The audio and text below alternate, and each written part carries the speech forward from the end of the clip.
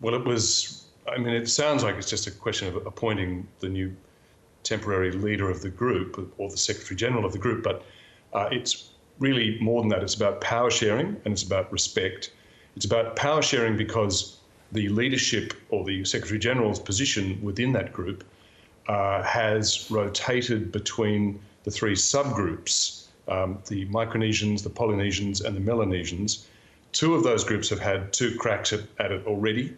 One, the Micronesians, the ones who are miffed, have only had one, said it was their turn, cited a gentleman's agreement as the basis for their case, and had been threatening for, 3 or 4 months to walk if they're claimed the job and their entitlement under the gentleman's agreement was not respected. Now, of course, it wasn't respected and they were trampled over. So they didn't get their turn, if you like, a share of the institutional power, but also it's the fact that they are the smallest and some of the newest members of the Pacific Islands Forum. Also, 3 of them are very close allies of the US. So they have a long familiarity with being overlooked and treated in a high-handed manner, and they thought they could get a better, perhaps, vibe with the Pacific family, but they've obviously decided that the respect, or the lack of respect, is just intolerable. And to what extent has Australia contributed to this rupture? Well, there's on a couple of levels here. The first point to make is that Australia isn't the one having the spat. Australia isn't the one having the tantrum and walking out. However, on the 2 other key points here, one is that Australia is by far the largest resident power in the region and the biggest member of this group. Australia and New Zealand are both members of the 18 countries that were in the group, although 5 have now said that they're going to leave. But as the dominant power, Australia has special responsibilities, and it's in Australia's own interest, of course, to try to keep the group unified. And it's obvious that Australia didn't manage this process very well. Marise Payne said she was spending yesterday trying to heal the rift. Well, that obviously didn't go very well. And on the other level, it's also a question about the actual voting process itself.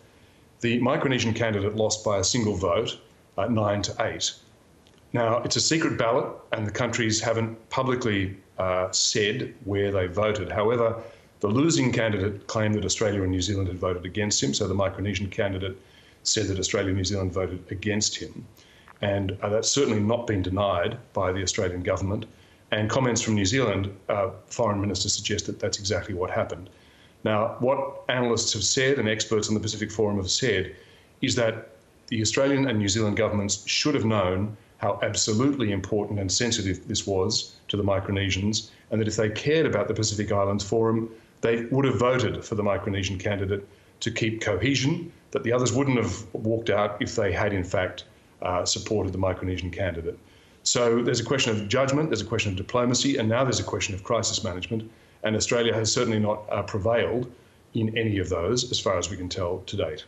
Well, going forward, how successful do you think Australia and New Zealand are going to be in their attempt to reunify the group? Well, the first thing is that they're going to have a lot of work to do.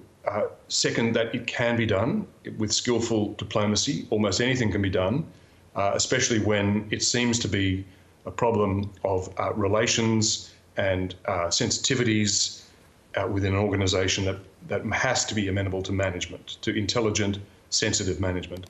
But the other thing is that won't be happening in isolation, Yvonne, because one of the reasons that the Pacific Islands Forum is so vital at the moment, quite apart from dealing with the COVID crisis, and it has been an important and cohesive force in dealing with that crisis, is that the Chinese government for the last few years has been probing the region and probing the Pacific Islands in particular, looking for strategic opportunities to assert political influence, diplomatic influence and military influence, and poking around looking for opportunities to set up bases which could be civilian military or pure military ultimately.